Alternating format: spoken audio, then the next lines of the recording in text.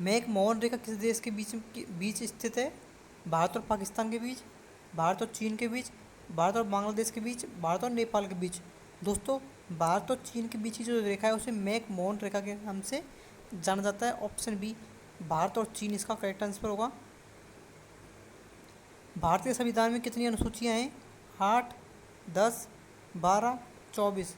भारत के संविधान में जो है कुल मिलाकर 12 अनुसूचियां शामिल हैं। भारत के किस राज्य में सूर्योदय सबसे पहले होता है? राजस्थान में, अरुणाचल प्रदेश में, केरल में, पश्चिम बंगाल में। अरुणाचल प्रदेश में जो है भारत सबसे पहले सूर्योदय होता है। भारत का तोता किसे कहा जाता है? चंद्रगुप्त को, समुद्रगुप्त को, कालिदास को, अमीर खुसरो को। अमीर खुसरो को जो है भारत के तोता के नाम से जाना जाता है। भारत के तोता की उपाधि अमीर खुसरो को दी गई है।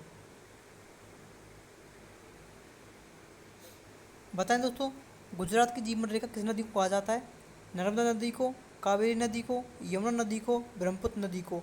नर्मदा नदी को जो है गुजरात की जीवन रेखा के नाम से जाना जाता है।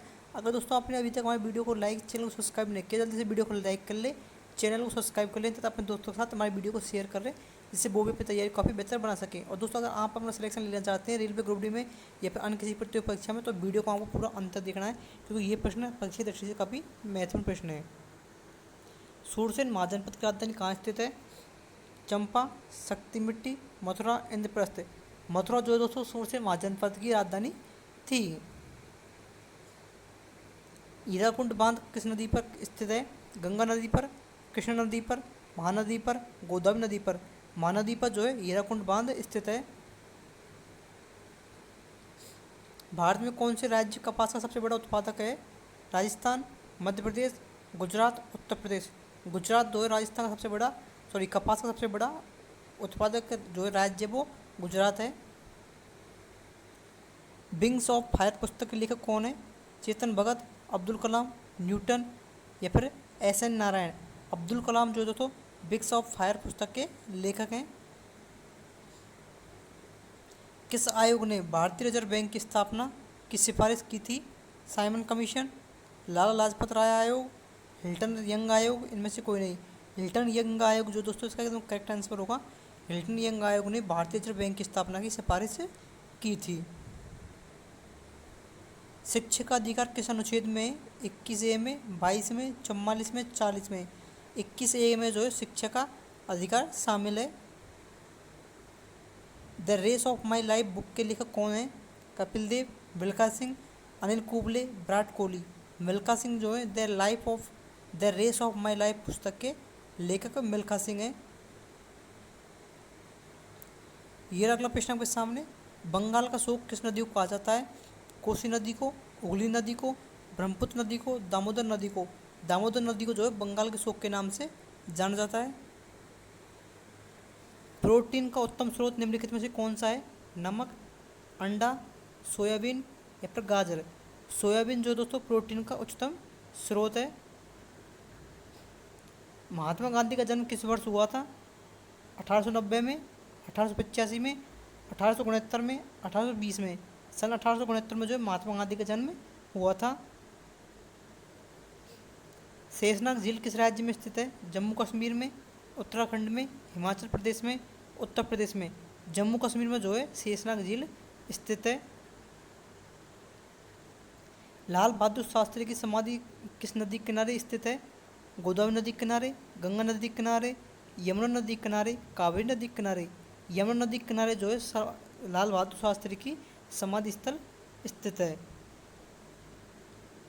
तराइन का प्रथम युद्ध कब हुआ था? 1191 में, 1192, 1180, सन 1548। 1191 में जो है तराइन का प्रथम युद्ध लड़ा गया था। पिछोला झील किस राज्य में स्थित है? उत्तराखंड में, उड़ीसा में, राजस्थान में, मणिपुर में। राजस्थान में जो है पिछोला झील स्थित है। रूस का राष्ट्रीय खेल कौन सा है? Table tennis, ice hockey, judo, शतरंज। शतरंज जो है दोस्तों रूस का राष्ट्रीय खेल है। अगर दोस्तों आपने अभी तक हमारी वीडियो को लाइक नहीं किया, जल्दी से वीडियो को लाइक कर लें और चैनल को सब्सक्राइब कर लें। राष्ट्रीय डेयरी अनुसंधान संस्था कहाँ स्थित है? इज्जत नगर में, मखदूम में, हिसार में, करनाल में। करनाल जो जिन भाइयों का आंसर करनाल आया उनका आंसर एकदम सही है। फलों का अध्ययन क्या कहलाता है? Pisciculture, sericulture, pathology, pomology. Pomology के नाम से फलों के अध्ययन को जाना जाता है। ऑप्शन डी पोमोलॉजी इसका करेक्ट आंसर होगा। लिपुलेख दर्रा भारत किस राज्य में है? उत्तराखंड में, मध्य प्रदेश में, कर्नाटक में, हिमाचल प्रदेश में। उत्तराखंड में जो है लिपुलेख दर्रा स्थित है। चलते हैं अगले प्रश्न की ओर। पंचशील समझौता किन दो देशों के बीच हुआ था? भारत और पाकिस्तान के मध्य, भारत श्रीलंका के मध्य, भारत और बांग्लादेश के मध्य, भारत और चीन के मध्य। भारत और चीन के मध्य जो है दोस्तों पंचशील समझौता हुआ था। ऑप्शन डी का करेक्ट आंसर होगा। जैन धर्म में कुल कितने तीर्थकर हुए थे? 24, 33, 25, 28। जैन धर्म में कुल जो है 24 तीर्थकर हुए हैं। ये रहा दोस्तों अगला प्रश्न आपके सामने। डायमंड और ग्रेफाइट किसका प्ररूप है? ऑक्सीजन का, कार्बन का, नाइट्रोजन का, हाइड्रोजन का। दोस्तों डायमंड और ग्रेफाइट जो है वो कार्बन का अपर रूप है। ऑप्शन बी कार्बन जिन वायु का आंसर आया है उनका आंसर एकदम सही है। चलते हैं हमारे अगले प्रश्न की ओर। और ये रहा अगला प्रश्न आपके सामने। हल्दी किस प्रकार का पीएच संकेतक है? प्राकृतिक संकेतक, सिंथेटिक संकेतक, जैविक संकेतक, धात्विक संकेतक। हल्दी जो है दोस्तों प्राकृतिक संकेतक है। ऑप्शन ए प्राकृतिक संकेतक इसका करेक्ट आंसर होगा। चलते हैं हमारे अगले प्रश्न की ओर। ये रहा अगला प्रश्न आपके सामने। साबुन का पीएच मान कैसा होता है? अम्लीय, क्षारीय, तटस्थ, अत्यधिक अम्लीय। साबुन का जो पीएच मान होता है दोस्तों क्षारीय होता है। ऑप्शन बी क्षारीय इसका सही आंसर होगा।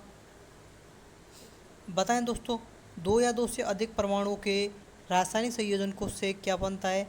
आयन, परमाणु, अणु, इलेक्ट्रॉन।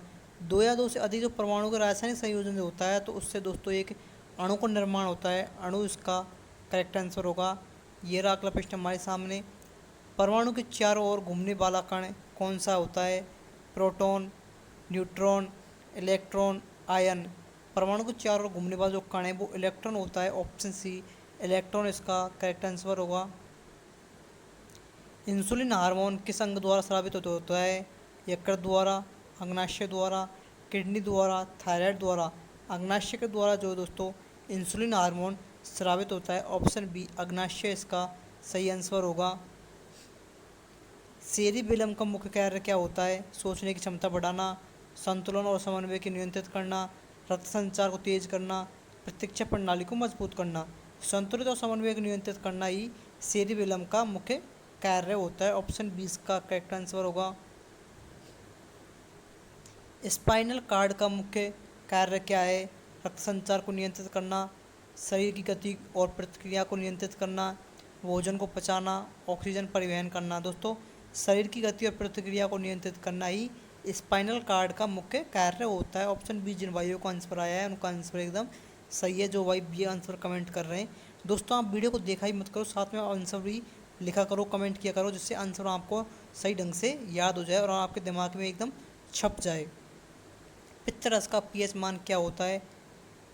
अम्लीय, क्षारीय, तटस्थ, बदलता रहता है। दोस्तों आप आंसर कमेंट करके बताएं, क्योंकि अगर जब तक आप आंसर का मनन नहीं करेंगे, जब तक आंसर को आप लिखेंगे नहीं, जब तक आपको याद नहीं होगा। तो पित्तरस का जो पीएच मान होता है वो क्या होता है, आप जल्दी से वो लिखें।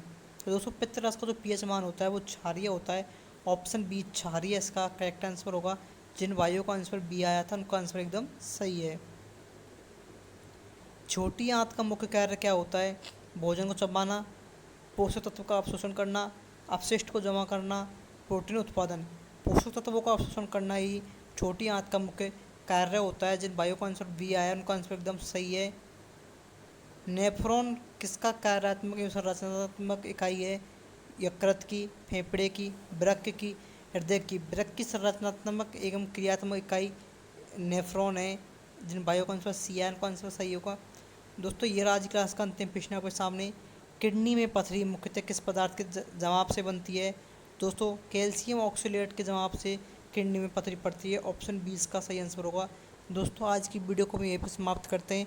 अगर आपको हमारी वीडियो अच्छी लगी, वीडियो को लाइक करें, चैनल को सब्सक्राइब करें तथा अपने दोस्तों के साथ शेयर करें। धन्यवाद। राम राम।